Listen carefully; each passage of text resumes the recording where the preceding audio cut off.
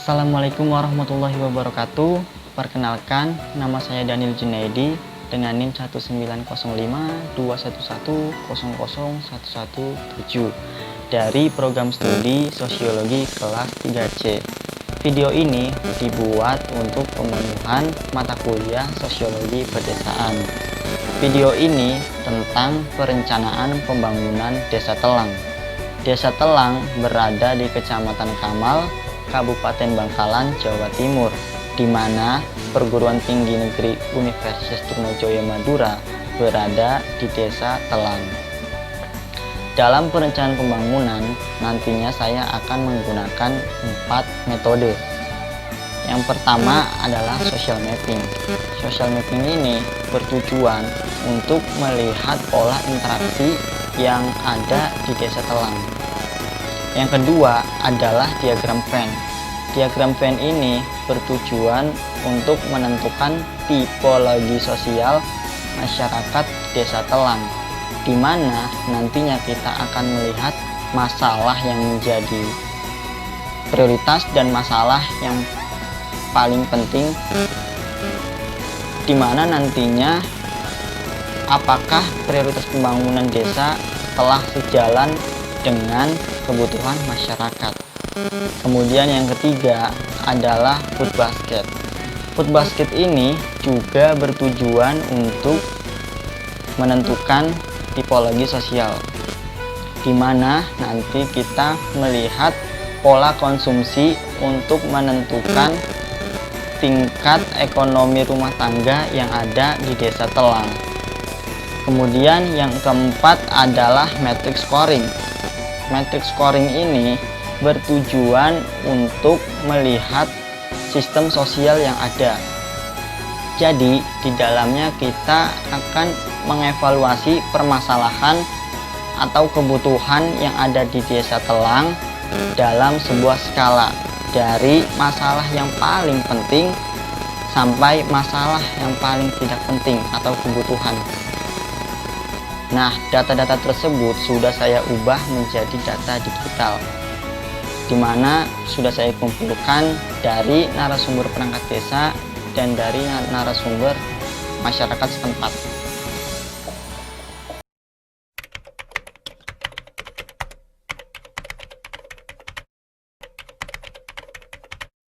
Jadi langsung saja, ini adalah penjelasan tentang social mapping yang terjadi di Desa Telang. Seperti yang sudah saya jelaskan tadi, bahwa social mapping ini bertujuan untuk melihat pola relasi dan pola interaksi masyarakat yang terjadi di Desa Telang. Sebelumnya saya mohon maaf karena menggunakan peta dari Google Maps, dikarenakan saya sudah mencoba meminta peta Desa Telang kepada perangkat desa, namun informasi yang saya dapatkan bahwa Desa Telang ini tidak memiliki peta. Namun yang saya harapkan ini tidak mengurangi pengertian dari penjelasan yang akan nanti saya jabarkan dari data dan informasi yang sudah saya dapatkan untuk menjelaskan social mapping ini. Bisa dilihat, ini adalah peta Desa Telang yang sudah saya coret-coret menggunakan spidol, namun sudah saya ubah menjadi peta digital atau data digital, dan itu berlaku untuk data-data selanjutnya yang nanti akan saya jabarkan. Bisa dilihat di sini. Oke, langsung saja. Yang pertama adalah batas wilayah Desa Telang. Mana saja sih batas wilayah yang ada di Desa Telang? Yaitu di utara Desa Telang itu berbatasan dengan Desa Buluh Bawah, yang biasa disebut Desa Buluh Bawah. Sebenarnya Desa Bulu, namun biasa disebut masyarakatnya Desa Bulu Bawah karena ada Desa Bulu Atas. Nah, arah utaranya itu melewati Desa Bulu Bawah ini adalah arah Kecamatan Socah. Kemudian perbatasan di selatan itu ada Desa Gili Anyar dan Desa Gili Timur. Kedua desa tersebut dipisahkan oleh jalan, dan arah melewati kedua desa tersebut adalah arah Kecamatan Kamal. Kemudian perbatasan di timur itu ada Desa Cukong. Namun Desa Cukong ini tidak terlihat di peta ini, makanya saya memberikan arah untuk menunjukkan Desa Cukong. Biasanya itu bila ingin ke Suramadu itu melewati Desa Cukong. Kemudian di barat ada laut dan jalan. Jadi inilah perbatasan Desa Telang, yaitu utara Desa Bulu, selatan Desa Gili Anyar dan Desa Gili Timur, kemudian timur Desa Jukong, barat itu laut dan jalan. Luas wilayah Desa Telang itu sekitar 967.473 hektar. Kemudian di Desa Telang Indah ini terdapat 5 dusun, yaitu Dusun Telang Indah, Dusun Telang Candi, Dusun Telang Kraton, Dusun Telang Asri, dan Dusun Telang Permai. Untuk rincian perbatasan antara dusun tersebut, informasinya saya tidak dapat, dan mungkin garis besarnya itu seperti ini. Bila ada kesalahan mohon nanti dikoreksi di komen ya. Namun saya akan lebih fokus terhadap Dusun Telang Indah. Di Dusun Telang Indah ini terdapat 3 RW. Namun RW 1 dan RW 2 itu hanya formalitas. Jadi yang lebih aktif itu adalah RW 3. Jadi yang biasa mengurus RW 1 dan RW 2 itu biasanya itu pengurus RW 3 juga. Nah, di RW 3 itu terdapat 7 RT. Bisa dilihat ini perbatasan RT-RT-nya. Namun RT 5 sampai RT 5, 6 dan 7 itu hanya formalitas. Dikarenakan yaitu pengurusnya itu tidak berjalan. Jadi yang paling aktif itu di RW ini adalah RT 1 sampai RT 4. Kemudian adalah sarana yang paling sering digunakan di Desa Telang, yaitu adalah sarana umum di lembaga pendidikan, sekolah. Dari tingkat sekolah dasar sampai tingkat perguruan tinggi itu lengkap terdapat di Desa Telang. Bisa dilihat ada TKRK Bakti Telang, SDN 2 Telang, SMPN 2 Kamal, SMKN 1 Kamal, SMN 1 Kamal, kemudian Perguruan Tinggi Negeri Universitas Trunojoyo Madura. Untuk Kelurahan Desa Telang itu terdapat di Dusun Telang Kraton.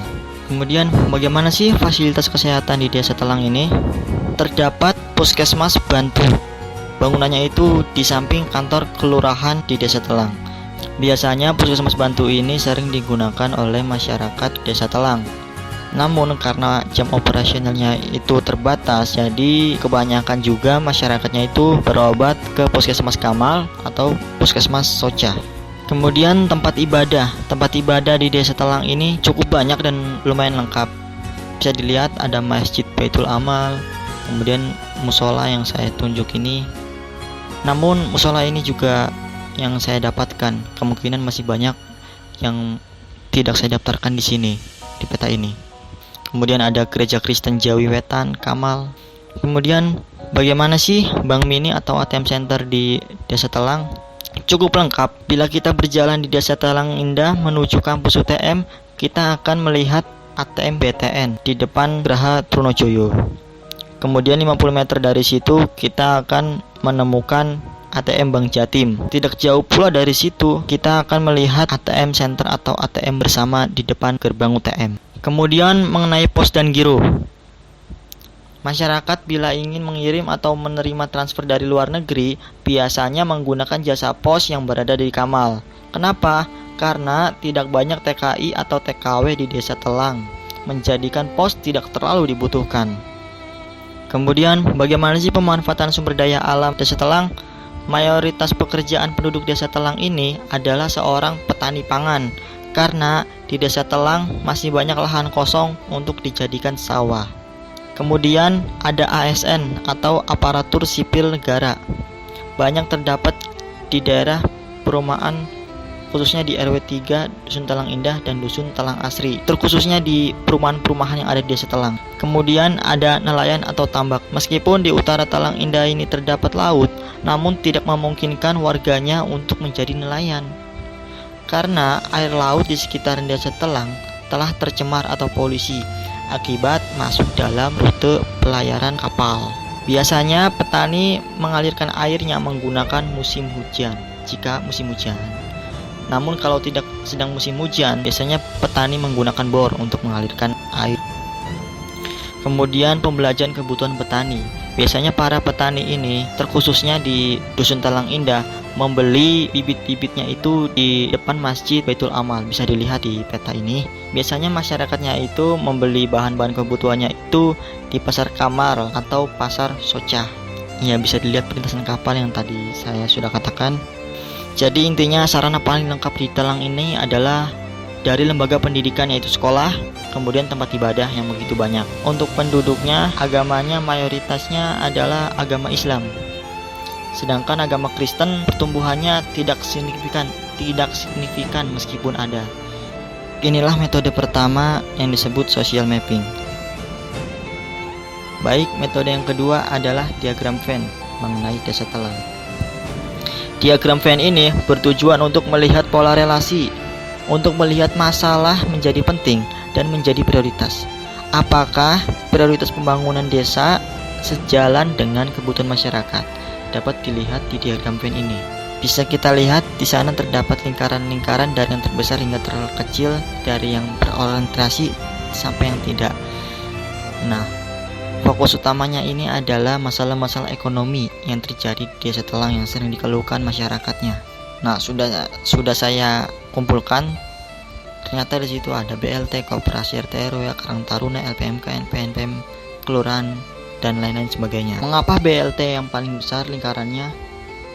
Menurut informasi yang saya dapatkan dari masyarakat setempat, bahwa BLT yang didapatkan masih salah sasaran dan yang berhak itu belum mendapatkan atau belum merata. Nah, menurut informasi dari perangkat desa yang saya dapatkan, beliau mengatakan bahwa fokus perencanaan tahun depan itu adalah BLT di masa pandemi seperti saat ini. Sebenarnya itu mereka itu memiliki perencanaan yang lain, namun dikarenakan masa pandemi seperti ini, mau tidak mau perencanaan mereka menjadi tidak stabil, jadi diubah. Jadi fokus utamanya itu menjadi BLT, karena mereka juga menyadari bahwa banyak keluhan tentang BLT. Kemudian yang kedua, di situ ada kelurahan yang orientasinya itu mencakup semuanya, ada RT RW, Jemaah Tahlil, PKK, Raskin, PNPM.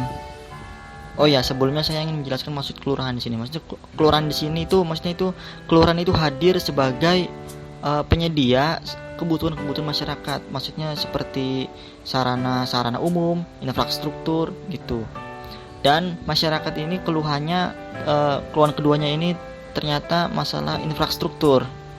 Mereka menginginkan lapangan atau taman gitu yang harus dibangun. Karena menurut mereka itu penting, karena di dusun telang ini tidak ada sarana taman atau lapangan seperti itu untuk rekreasi, untuk refreshing beratnya.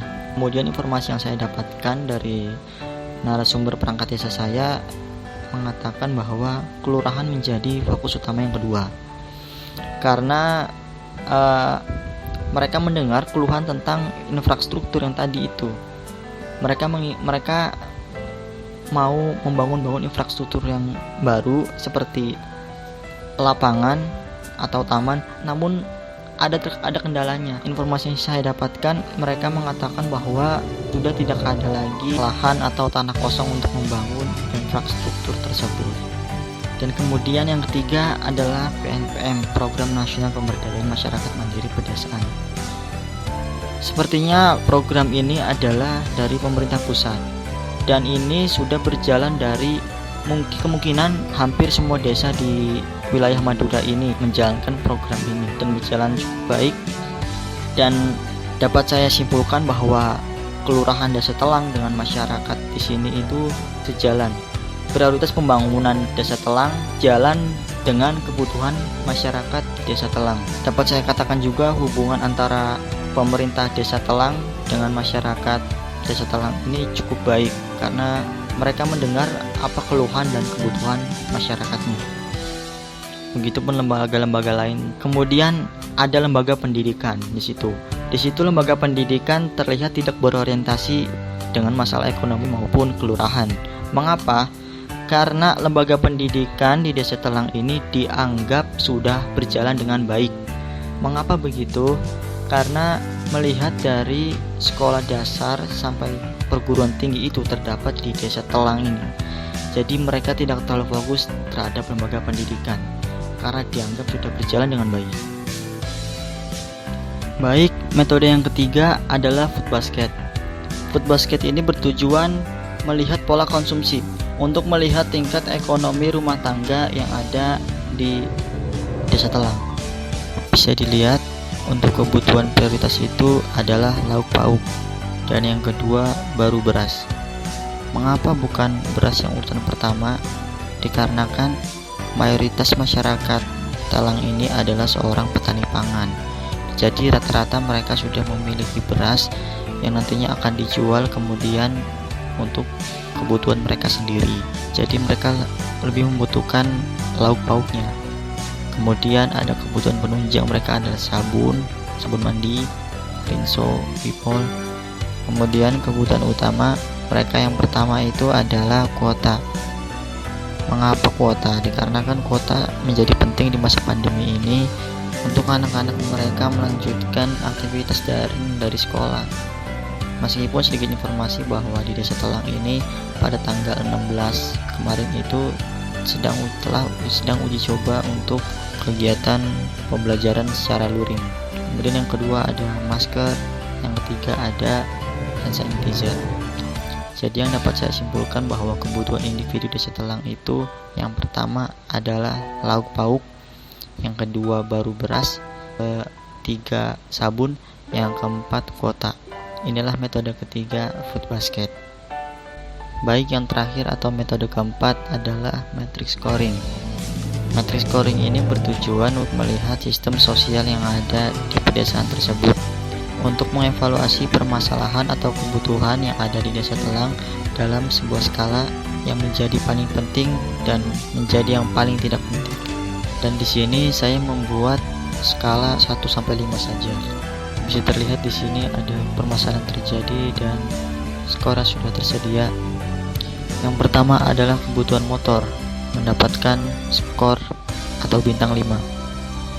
Karena masyarakat Talang ini yang mayoritasnya adalah seorang petani, maka mereka membutuhkan sebuah kendaraan untuk pulang pergi ke arah sawah. Kemudian yang kedua ada kebutuhan mobil, skornya hanya 1. Itu tidak terlalu penting untuk masyarakat Desa Telang. Kemudian ada beras, mendapatkan skor 3. Mengapa skor tidak kelima? Dikarenakan masyarakat yang mayoritasnya adalah seorang petani pangan, jadi mereka tidak terlalu butuh dengan beras. Kemudian ada toko yang bisa diutang, skornya 1. Lapangan atau taman mendapatkan skor 4, karena untuk tempat refreshing atau sarana olahraga dikarenakan di Desa Telang ini, khususnya di Dusun Telang Indah ini, belum terdapat lapangan atau taman umum yang dapat digunakan masyarakat setempat. Kemudian ada keamanan atau begal, mendapatkan skor 4. Salah satu permasalahan yang sering dikeluhkan oleh masyarakat, namun ternyata lambat laun tingkat begal itu semakin turun di masa pandemi ini.